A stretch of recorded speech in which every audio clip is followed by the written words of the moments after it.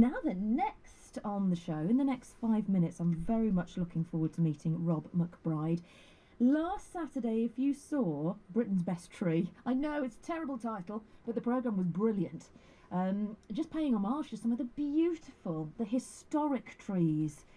Not just aesthetically beautiful, but sort of historically poignant trees we've got all over our country. Some amazing ones were featured, and they chose Britain's Best Tree. But featured on that programme was the tree hunter. Never heard of him before. I thought, well, he looks interesting. So we thought we'd get him on today. And he's actually just been in Coventry. He finds our trees absolutely fascinating. So we're going to meet him next, and we'll find out which trees he loves, where they are, why he loves them. The tree hunter joining us on BBC Coventry and Warwickshire next. After the crystals of that car boot. I think it was the last one of the year at Stoneleigh. Anyway, Pete's going to be in very, very shortly. Right now, though, let's talk trees. Everyone's talking about Christmas trees, of course, the festive ones with the presents underneath them. But how about the ancient trees in your local wood, the forest, even the city centre, heading down the street? If you're going on a winter walk over Christmas to combat the turkey, keep your eyes peeled for some of our incredible ancient trees across Coventry and Warwickshire. Let me introduce you to Rob McBride, who was on Britain's Best Tree, which was last Saturday night on Channel 4, which I thoroughly enjoyed. Welcome, Rob, and Merry Christmas.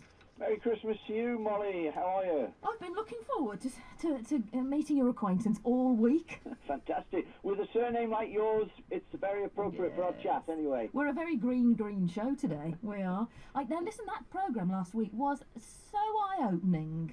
I didn't realise we had such history, tree-wise, across our country. History as well, yes. History. We've got lots of history. It's got to be that sort of show today, isn't it? On Christmas Eve. Yes, fantastic. Well, I've known this because I've been taught by a group of people called the Ancient Tree Forum, all the tree professors of the UK. Fantastic people who've opened my eyes 10 or 12 years ago to the cultural significance of our fantastic treescape. Can we actually, before we go further with you, Rob, if you don't mind, if this isn't too personal and nosy of me, can you take us back where you were? What was happening with you 12 years ago, and how trees have helped you? Yeah, I suppose, yes. Julia Bradbury, when we did the country file once, a very special tree, she said, trees saved my soul, which essentially they did. I was a burnt-out software engineer with mental health problems of severe anxiety and etc. So I had to give up that career. Luckily, I escaped after 30 years inside factories, and now I'm outdoors a lot, shall we say, chasing trees. You and trees help each other, basically. We do. Mutual relationship, yeah. But you've got some fantastic trees in Coventry. I can't get over that word. Coventry. I've been thinking of that for the last few days. There you go. Go on then, tell us about some of our trees. Well, I was very fortunate a few months back in September to actually meet a man I'd been speaking with for a while called Derek Robinson, one of your amazing tree hunters from Whitley near London Road Cemetery. Took me to the cemetery. Oh my goodness me, I was shocked. Why? It's stunning. There's so many fantastic trees with really, really great stories. And Derek, he's slightly older than myself, shall I say, and I would like to wish Derek's wife all the best today because she's had a little accident, so I hope she's feeling a lot better today. He's actually Derek set up a tree trail around the cemetery using a smartphone app that we downloaded while we were there called Tickle. And if people go to the website treehunter.co.uk, there's a button that says Coventry and Warwickshire. Go in there and you'll see all sorts of info for people, because you have got a wealth of tree hunters there. You've got a website called Our Warwickshire. They've got fantastic trees in there. You've got Historic Coventry, Coventry Trees blog, and the Council and Museum Service. They're doing fantastic jobs to giving you people of Coventry and Warwickshire access to some of your hidden secrets, shall we say. And revealing those secrets, it was a real eye-opener watching that programme last week, Rob, just how much life there is involved with a tree. Not just the tree's life, the life that's on the tree, in the tree. Even the who was the guy whose jumper was dyed by lichen? Ray Woods. Oh, he was just incredible. And the lichen that grows on the tree, and that was used for dyes in ancient times, still is with his jumper. It was fascinating just how important trees are.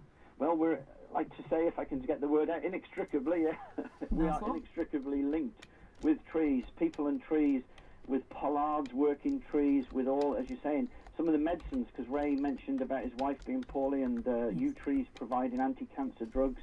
We are linked so tightly with trees, but we've sort of forgotten about the relationship, really, in the last 150 years, so much since we stopped pollarding, since coal came about. But essentially, where you are now and where I am now is what we call the European rainforest. We have about 60% of the ancient trees of northern Europe are right outside where you are. Oh, gosh. You've got a very old one on Spon Street, I believe. I've not seen it. The Black Mulberry.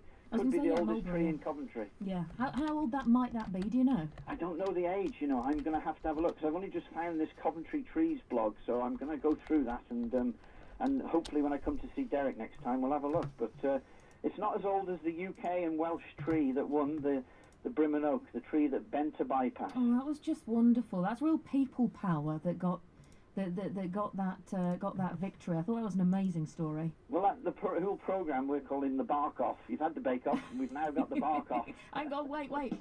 There you go. Absolutely. And of course, what I'd like to do is appeal to everybody. I know we're in England, but please, can they vote February the 1st to the 28th? Vote for the Welsh tree. We want the top tree in the UK to do really well in the European Tree of the Year, Eurovision for trees, as I like to call it. Oh, I didn't realise there was another stage. Yeah. It goes into Eurovision for trees. And last year I visited all 14 countries of all 14 trees, met all the trees and the people of Europe. There may be a book coming out. I've done 100,000 words, but I'm hoping. I ended up in Spain. But initially I set out in Estonia with a tree in the middle of a football pitch. Oh, my goodness. And it actually won the contest. Lots of stories of standing on a stockpile of Russian missiles, playing football against the tree with a load of kids and their teacher, and telling Estonian national TV that the ball passed the tree better than 90% of the England team, which is very true. Wait, that deserves another one. Nice one. Is there another stage to that? Is there a world stage to it? That could be coming in a year or two. I know the organisers very well of European Tree of the Year. In fact, I like to say they asked me to host the European Tree Awards about 2 years ago in the Parliament in Brussels. So that was quite daunting, but we had a lot of fun in the end. Rob, trees walk.